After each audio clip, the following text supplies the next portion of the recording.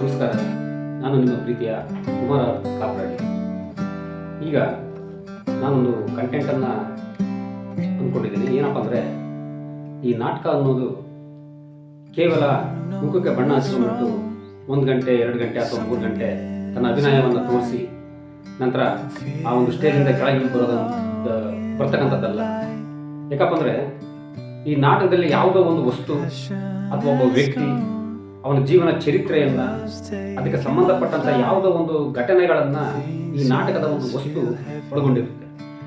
ಅದರಲ್ಲಿ ಯಾವ ವ್ಯಕ್ತಿಗಳಾದರೂ ಸರಿನೇ. ನಾವೀಗ ನೋಡ್ಬೋದು, ಒಬ್ಬ ಡಾಕ್ಟರ್ ಆಗಿರ್ಬೋದು, ಒಬ್ಬ ಇಂಜಿನಿಯರ್ ಆಗಿರ್ಬೋದು, ಅಥವಾ ಒಬ್ಬ ಕಾರ್ಮಿಕನಾಗಿರ್ಬೋದು. ಅವರದೇ ಆಗಿರತಕ್ಕಂಥ ಅವರ ಬದುಕಿನ ಕೆಲವೊಂದು ಲಕ್ಷಣಗಳು ಹಾಗಿರುತ್ತೆ. ಆ ಸಮಯಕ್ಕೆ ತಕ್ಕಂತೆ ನಾವು ಹೊಂದ್ಕೊಂಡು ಹೋಗ್ಬೇಕಾಗಿರುತ್ತೆ. ಹಾಗೆ ಈ ಪ್ರತಿಯೊಂದು ವಸ್ತುಗಳು ಅಥವಾ ಪ್ರತಿಯೊಂದು ವ್ಯಕ್ತಿಗಳನ್ನು ಇಟ್ಕೊಂಡ್ಬಿಟ್ಟು ನಾವು ಕಥೆಗಳನ್ನು ನಿರ್ಮಾಣ ಮಾಡಬಹುದು. ಆದರೆ ಕಥೆಗಳನ್ನು ನಿರ್ಮಾಣ ಮಾಡ್ತಕ್ಕಂಥದ್ದು, ಆ ಕಥೆನ ಹೇಳಿರ್ತಕ್ಕಂಥದ್ದು ತುಂಬ ಸುಲಭವಾದ ಕೆಲಸ ಅಲ್ಲ.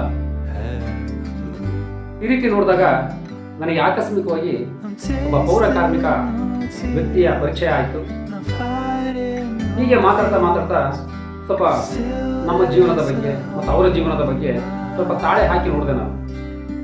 ಆ ಥರ ನೋಡಿದಾಗ ಎಲ್ಲೋ ಒಂದು ಕಡೆ ಪೌರ ಕಾರ್ಮಿಕರ ಕಷ್ಟಕ್ಕೆ ಬೆಲೆ ಸಿಗ್ತಾ ಇಲ್ವೇನೋ ಅನ್ನತಕ್ಕಂಥ ಒಂದು ಭಾವನೆ ನನ್ನಲ್ಲಿ ಬಂತು. ಇದು ಸಾರ್ವಜನಿಕರಿಂದ ಇರ್ಬೋದು, ಸರ್ಕಾರದಿಂದ ಇರ್ಬೋದು, ಅಥವಾ ನಮ್ಮ ಸುತ್ತಲಿನ ನಾಗರಿಕರಾಗಿರ್ಬೋದು, ಎಲ್ಲರಿಂದಲೂ ಸಹ ಒಂದು ಕೋಆಪರೇಟಿವ್ ಅಂತಕ್ಕಂಥದ್ದು ಅಲ್ಲಿ ಬೇಕಾಗುತ್ತೆ. ನಮ್ಮ ಮಹಾತ್ಮ ಗಾಂಧೀಜಿಯವರು ಹೇಳಿದಂತೆ, ಒಂದು ದೇಶ ಸ್ವಚ್ಛ ಆಗಬೇಕು, ಉದ್ಧಾರ ಆಗಬೇಕು ಅಂದರೆ ಮೊದಲು ಸ್ವಚ್ಛತೆ ಬಹಳ ಮುಖ್ಯ. ಅಂತಹ ಸ್ವಚ್ಛತಾ ಕಾರ್ಯವನ್ನು ಮಾಡ್ತಕ್ಕಂಥ ನಮ್ಮ ಪೌರ ಕಾರ್ಮಿಕರಿಗೆ ಒಂದು ಸಲಾಂ ಹೇಳ್ತಾ, ನಾನು ಯಾಕೆ ಅವ್ರ ಬಗ್ಗೆ, ಅವರ ಒಂದು ಜೀವನ ಚರಿತ್ರೆಯನ್ನು ಇಟ್ಟುಕೊಂಡು ಒಂದು 4 ಜನಕ್ಕೆ ಮುಟ್ಟೋ ರೀತಿಯಲ್ಲಿ ಒಂದು ಕಥೆಯನ್ನು ಮಾಡಬಾರ್ದು ಅಂತ ಅನ್ನಿಸ್ತು. ಆ ಸಂದರ್ಭಕ್ಕೆ ಕೆಲವು ಪೌರ ಕಾರ್ಮಿಕ ಹುಡುಗರು ನನಗೆ ಪರಿಚಯ ಆದರು. ಅವ್ರು ಹೇಳಿದರು, ಸರ್, ಈ ಒಂದು ಪೌರ ಕಾರ್ಮಿಕ ಕಥೆಯನ್ನು ಒಂದು ನಾಟಕದ ರೂಪಕ್ಕೆ ತನ್ನಿ, ನಾವು ಅಭಿನಯಿಸ್ತೀವಿ, ನಾವು ಮಾಡ್ತೀವಿ. ಆ ನಾಟಕದ ರೂಪದಲ್ಲಾದ್ರೂ ಜನಗಳಿಗೆ ಪೌರ ಕಾರ್ಮಿಕರ ಕಷ್ಟ ಏನು, ಅವ್ರು ಯಾವ ಥರ ಬದುಕ್ತಾ ಇದ್ದಾರೆ ಅನ್ನೋದನ್ನ ತೋರಿಸ್ಬೇಕಾಗಿದೆ ಇವತ್ತು ನಾವು ಜನಗಳಿಗೆ. ಅದನ್ನು ಒಂದು ನಾಟಕದ ರೂಪದಲ್ಲಿ ನಮ್ಗೆ ಬರ್ಕೊಡೋದಕ್ಕೆ ಆಗುತ್ತಾ ಅಂತ ಕೇಳಿದ್ರು. ನಾನು ಕೆಲವು ದಿನಗಳ ಕಾಲ ಅದಕ್ಕೆ ಟೈಮ್ ತಗೊಂಡೆ, ಯೋಚನೆ ಮಾಡಿದೆ, ಮತ್ತೆ ಅವರನ್ನ ಇಂಟರ್ವ್ಯೂ ಮಾಡಿಬಿಟ್ಟು ಯಾಕೆ ಮಾಡಬಾರ್ದು ಅಂತ ಅನಿಸ್ತು. ಸರಿ, ನಾನು ಮಾಡ್ಕೊಡ್ತೀನಿ ಅಂತ ಹೇಳ್ಬಿಟ್ಟು ಸುಮಾರು 1 ತಿಂಗಳ ಕಾಲ ನಾನು ಕಾಲಾವಕಾಶ ತಗೊಂಡು ಒಂದು ನಾಟಕವನ್ನು ಬರೆದೆ. ಅದು ಕಾರ್ಮಿಕ ಕಳ್ಳನಲ್ಲ, ಅರ್ಥಾತ್ ಕಾಯಕ ಯೋಗಿ ಅಂತ ಹೇಳ್ಬಿಟ್ಟು ಒಂದು ಪೌರ ಕಾರ್ಮಿಕರಿಗೆ ಸಂಬಂಧಪಟ್ಟಂತೆ ಒಂದು ನಾಟಕವನ್ನು ಬರೆದಿದ್ದೀನಿ. ತುಂಬ ಅಚ್ಚುಕಟ್ಟಾಗಿ, ತುಂಬ ಸೊಗಸಾಗಿ, ತುಂಬ ಆಡು ಭಾಷೆಯಲ್ಲಿ ಅವರಿಗೆ ಅರ್ಥ ಆಗೋ ರೀತಿಯಲ್ಲಿ ಈ ನಾಟಕವನ್ನು ತುಂಬ ಅದ್ಭುತವಾಗಿ, ತುಂಬ ಸರಳವಾಗಿ, ಚೆನ್ನಾಗೇ ಬರೆದಿದ್ದೀನಿ.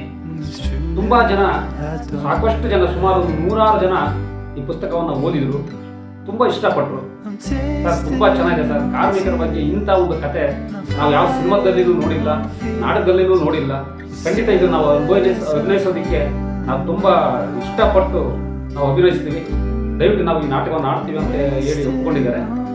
ಇದು ಬರೋ ಸೆಪ್ಟೆಂಬರ್ 23ನೇ ತಾರೀಕು ಅವರು ನಮ್ಮ ಚಳ್ಳಕೆರೆಯ ನಗರಸಭೆ ಕಾರ್ಯಾಲಯದ ಪಕ್ಕದಲ್ಲಿರ್ತಕ್ಕಂಥ ಬಿಸಿನೀರು ಮುದ್ದಪ್ಪ ಪ್ರೌಢಶಾಲೆ ಶಾಲಾ ಆವರಣದಲ್ಲಿ ಈ ಒಂದು ನಾಟಕವನ್ನು ಅಭಿನಯಿಸ್ತೀವಿ ಅಂತ ಹೇಳಿದರೆ ಅಭಿನಯಿಸ್ತಾರೆ. ದಯವಿಟ್ಟು ಎಲ್ಲರೂ ಸಹ ಬಂದು ಆ ನಾಟಕವನ್ನು ನೋಡಿ, ಹಾಗೇನೆ ಆ ನಾಟಕದ ಕಥೆಯನ್ನು ಅರ್ಥ ಮಾಡ್ಕೊಳ್ಳಿ. ಏನು ತಪ್ಪದೆ ನಾಟಕವನ್ನು ಎಲ್ಲರೂ ನೋಡಿ. ಅದರ ಜೊತೆಗೆ ನನ್ನ ಒಂದು ಕಮೆಂಟ್ಸ್ ಬಗ್ಗೆ, ನನ್ನ ಅನಿಸಿಕೆಗಳ ಬಗ್ಗೆ ನಿಮ್ಗೆ ಏನು ಅನಿಸುತ್ತೆ ಅಂತಕ್ಕಂಥದ್ದನ್ನ ಕಮೆಂಟ್ ಮಾಡಿ ತಿಳಿಸಿ. ಹಾಗೆ ಒಂದು ಲೈಕ್ ಕೊಟ್ಟು ಶೇರ್ ಮಾಡೋದನ್ನು ಮರಿಬೇಡಿ. ನಮಸ್ಕಾರ.